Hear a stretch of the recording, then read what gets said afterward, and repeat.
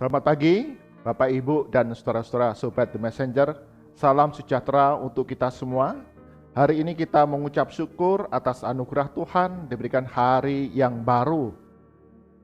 Bapak, Ibu, saudara-saudara Sobat The Messenger, sebentar lagi kita akan menyambut Paskah, kebangkitan Tuhan Yesus dari antara orang mati.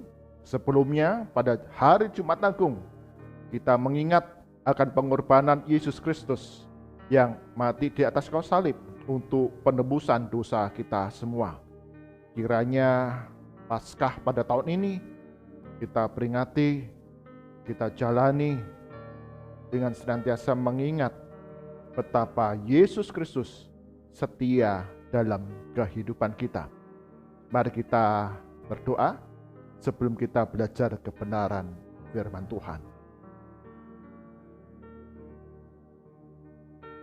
Bapa kami dalam surga, sungguh kami mengucap syukur oleh anugerah Tuhan, kami diberikan hari yang baru, rahmat yang baru, anugerah yang baru untuk memberikan kekuatan, semangat, kesehatan bagi kami melakukan banyak kegiatan, banyak perkara, bahkan pelayanan kami sepanjang hari ini. Sebentar kami akan belajar kebenaran firman Tuhan. Roh Kudus berikan pencerahan bagi kami semua untuk mengerti firman Tuhan serta melakukannya di dalam kehidupan kami setiap hari. Dalam nama Tuhan Yesus kami berdoa. Amin. Bagian firman Tuhan yang diperenungan kita pada pagi hari ini diambil dari Injil Markus pasal ke-11 ayat yang pertama hingga yang ke-11. Demikian firman Tuhan. LAI memberikan judul di sana, Yesus dieluk-elukan di Yerusalem. Ketika Yesus dan murid-muridnya telah dekat Yerusalem, dekat Betfage dan Betania yang terletak di Bukit Zaitun, Yesus menyuruh 2 orang muridnya dengan pesan, "Pergilah ke kampung yang di depanmu itu. Pada waktu kamu masuk di situ, kamu akan segera menemukan seekor keledai muda tertambat yang belum pernah ditunggangi orang. Lepaskan keledai itu dan bawalah kemari. Dan jika ada orang mengatakan kepadamu, 'Mengapa kamu lakukan itu?' Jawablah, 'Tuhan memerlukannya. Ia akan segera mengembalikannya ke sini.' Mereka pun pergi dan menemukan seekor keledai muda tertambat di depan pintu di luar, di pinggir jalan, lalu melepaskannya. Dan beberapa orang yang ada di situ berkata kepada mereka, 'Apa maksudnya kamu melepaskan keledai itu?' Lalu mereka menjawab, seperti yang sudah dikatakan Yesus. Maka orang-orang itu membiarkan mereka. Lalu mereka membawa keledai itu kepada Yesus dan mengalasinya dengan pakaian mereka. Kemudian Yesus naik ke atasnya. Banyak orang yang menghamparkan pakaiannya di jalan. Ada pula yang menyebarkan ranting-ranting hijau yang mereka ambil dari ladang. Orang-orang yang berjalan di depan dan mereka yang mengikutinya dari belakang berseru, 'Hosana, diberkatilah dia yang datang dalam nama Tuhan. Diberkatilah kerajaan yang datang, kerajaan Bapa kita Daud. Hosana di tempat yang maha tinggi.' Sesampainya di Yerusalem, ia masuk ke bait Allah. Di sana ia meninjau semuanya. Tetapi sebab hari sudah hampir malam, ia keluar ke Betania bersama dengan ke-12 muridnya." Amin. Demikian firman Tuhan. Yang berbahagia adalah setiap kita yang membaca merenungkan firman Tuhan siang dan malam serta melakukannya dalam kehidupan kita setiap hari. Tema perenungan kita pada pagi hari ini adalah jalan menuju salib. Jalan menuju salib. Bapak, Ibu, dan saudara-saudara yang terkasih dalam Tuhan Yesus, ada beberapa hewan menjadi simbol dari lambang negara. Simbol atau lambang negara. Contohnya, Indonesia. Lambang negara Indonesia adalah Garuda. Mengapa Garuda? Karena Garuda melambangkan kekuatan, melambangkan kekokohan, kecepatan, dan juga penguasa dari langit. Demikian pula lambang negara dari Meksiko, dari Amerika Serikat. Mereka juga menggunakan simbol hewan elang yang menunjukkan kepada masyarakat banyak warga negaranya bahwa simbol negara ini, elang, adalah yang kuat, yang tangguh, yang berani, dan dipercaya sebagai penguasa udara yang menyatukan berbagai wilayah. Demikian juga negara kita Indonesia, lambang negara kita adalah Garuda. Karena kita terdiri dari berbagai macam pulau, bahasa, budaya. Dan Garuda dipercaya, dianggap penguasa yang mempersatukan segala sesuatu. Negara Nigeria bahkan menggunakan simbol burung elang dan kuda.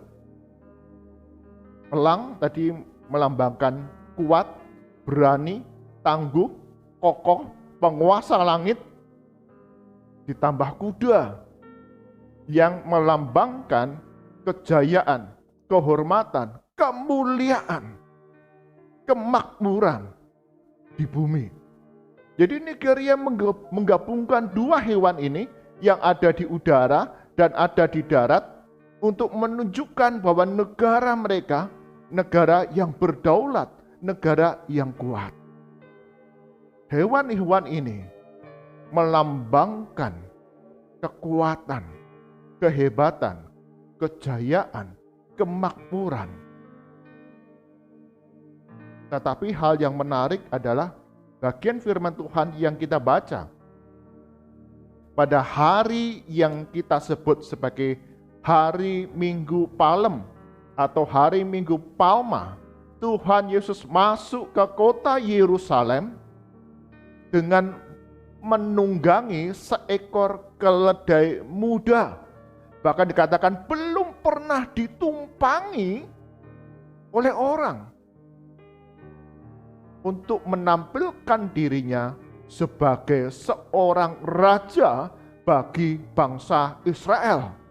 Karena itu, semua orang yang pernah melihat mujizat Tuhan Yesus, mereka kemudian berseru-seru, Hosana, Hosana, Hosana, menyambut kedatangan Yesus Kristus sebagai seorang raja. Yang menarik adalah Yesus menunggangi seekor keledai muda yang melambangkan kerendahan hati. Seorang raja yang berjaya, yang hebat, yang berhasil, biasanya menunggangi kuda. Kuda yang besar, kuda yang gagah, kuda yang kuat, kuda yang cepat.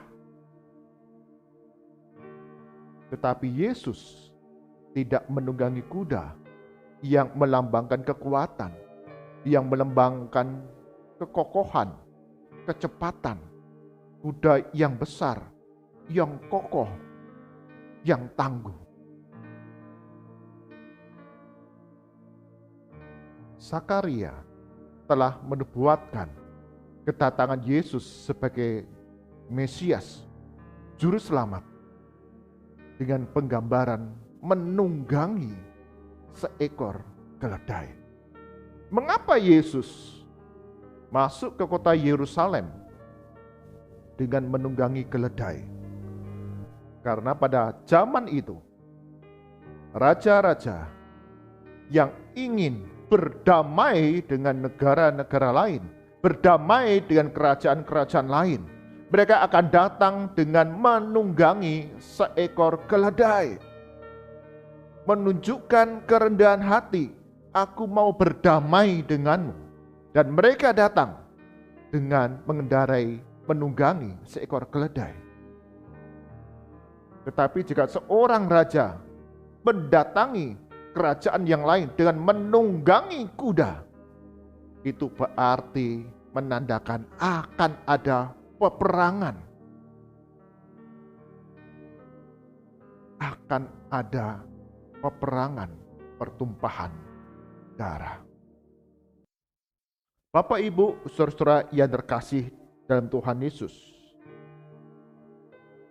Yesus masuk ke kota Yerusalem menunggangi seekor keledai untuk memperdamaikan kita manusia yang berdosa dengan Allah yang Maha Kudus. Memperdamaikan kita yang disebut pemberontak, seteru Allah ini, untuk diperdamaikan dengan Allah Bapa di surga. Tetapi banyak orang yang datang pada saat itu, mereka berpikir bahwa Yesus datang sebagai juru selamat, sebagai raja yang akan membebaskan mereka dari kerajaan Roma, yang akan mendatangkan kemakmuran duniawi. Seperti pada saat Israel dipimpin oleh Raja Daud. Maka mereka berseru dengan penuh semangat, Hosana, Hosana, Hosana. Mereka tidak mengenali bahwa Yesus Kristus yang mereka kagumi, Yesus Kristus yang melakukan banyak mujizat, Yesus Kristus yang menyembuhkan orang yang sakit, mengusir setan, membangkitkan orang yang mati, datang masuk kota Yerusalem karena dia menuju kepada jalan kesengsaraan. Yesus berjalan menuju salib untuk penebusan orang-orang berdosa. Banyak orang tidak mengenali Yesus Kristus sebagai juru selamat. Banyak orang yang hadir pada saat itu menyambut Yesus Kristus tidak mengenali Yesus masuk ke kota Yerusalem, berjalan menuju salib, berjalan menuju kesengsaraan, berjalan menuju kematian di atas kayu salib. Itu semua dilakukan untuk menebus manusia yang berdosa. Bapak, Ibu, dan saudara-saudara yang terkasih dalam Tuhan Yesus, seringkali kita manusia mengharapkan apa yang baik daripada Tuhan. Ada orang yang sudah sakit bertahun-tahun, tidak sembuh, setelah berobat ke beberapa dokter, ke rumah sakit, menjalani berbagai macam pengobatan dan terapi, tidak kunjung sembuh. Tapi ketika mendengar, oh, di sana ada KKR kesembuhan, kemudian kita berkata, oh Tuhan, kalau Engkau sembuhkan aku akan percaya kepada Engkau. Atau ada orang yang hidupnya di dalam segala keterbatasan, kemiskinan. Tapi kemudian kalau kamu jadi orang Kristen, kamu akan diberkati jadi orang kaya.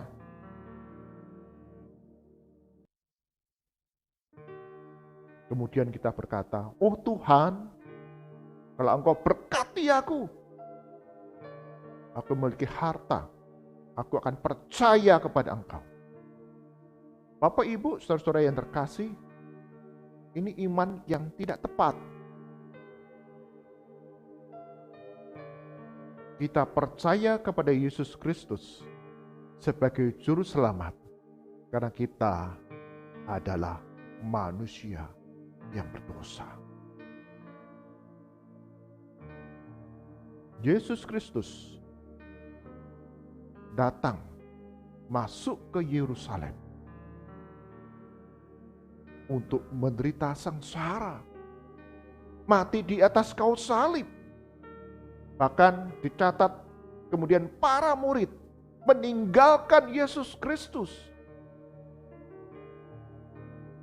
Orang yang berkata Hosana, Hosana, dan Hosana. Beberapa hari kemudian mereka berseru berteriak kepada Tuhan Yesus, salibkan dia, salibkan dia, salibkan dia. Ini adalah keberadaan manusia yang sudah jatuh di dalam dosa. Karena itu, Yesus dengan kerendahan hati, ketaatannya kepada rancangan Allah menuju salib untuk penebusan dosa-dosa kita semua.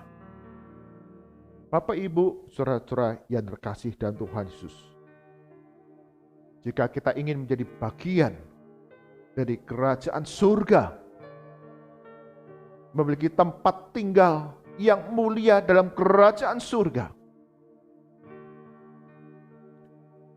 maka kita harus mempercayai Yesus Kristus sebagai Tuhan dan Juru Selamat kita yang telah mati di atas kayu salib, menggantikan kita menjalani hukuman dosa. Barang siapa percaya kepada Yesus Kristus, kita akan mengalami pengampunan dosa dan menerima kehidupan yang kekal. Itulah yang paling berharga dalam kehidupan kita, manusia yang berdosa, yaitu kehidupan kekal di dalam kerajaan surga untuk selama-lamanya. Di dalam masa-masa kita menyambut, memperingati kematian, kebangkitan, dan kenaikan Tuhan Yesus, mari kita melihat kembali awal mula bagaimana kita percaya kepada Yesus Kristus sebagai Tuhan dan Juru Selamat. Kita mengakui dosa-dosa kita. Kita mengundang Yesus Kristus sebagai Juru Selamat dan Tuhan yang selalu pimpin langkah kehidupan kita. Dan itulah yang menjadi semangat kita menjalani hidup sebagai murid Kristus. Mari kita berdoa.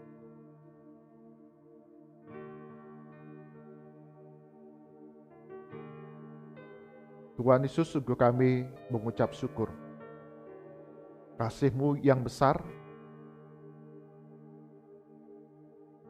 sehingga Engkau rela datang ke dalam dunia, menjadi sama seperti manusia, bahkan rela mati di atas kayu salib bagi penebusan dosa-dosa kami.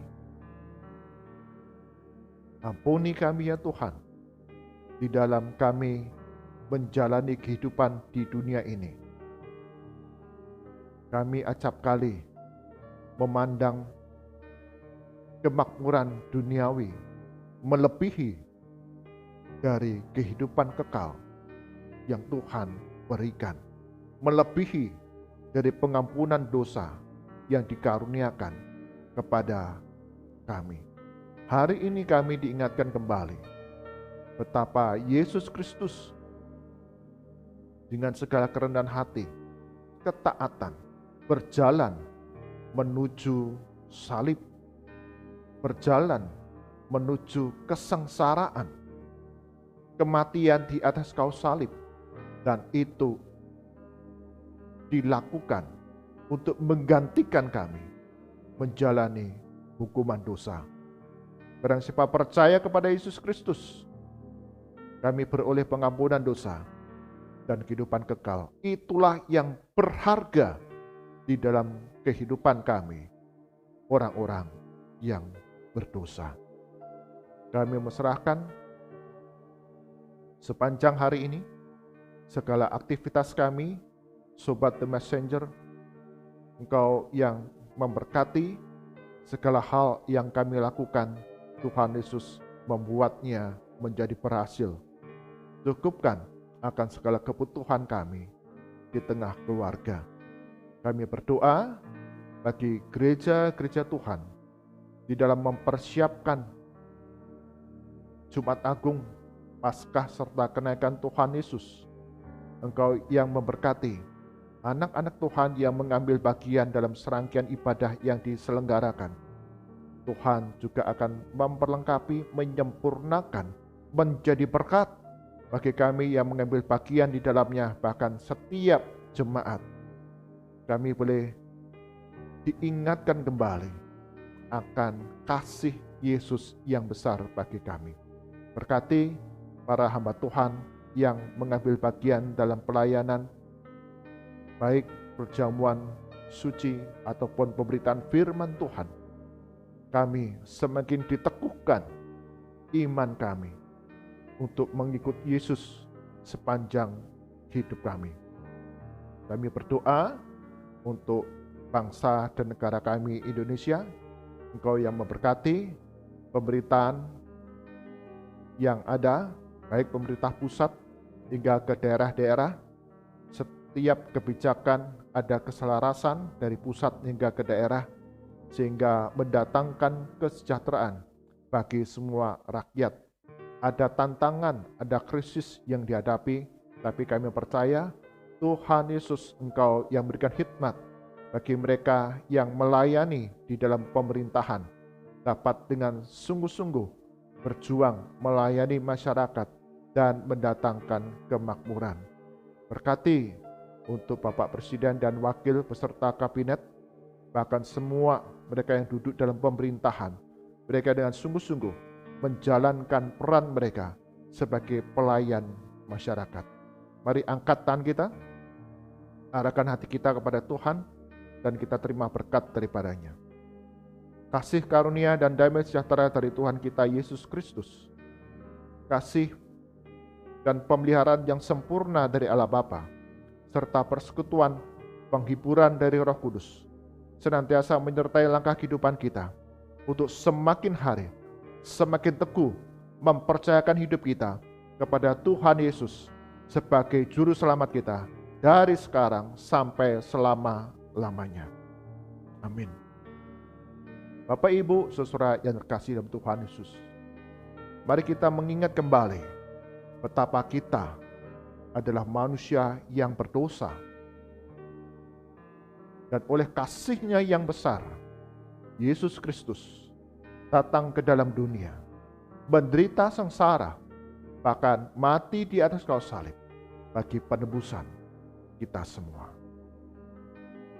Hiduplah seturut dengan apa yang Tuhan Yesus kehendaki. Tuhan Yesus berkati kita semua.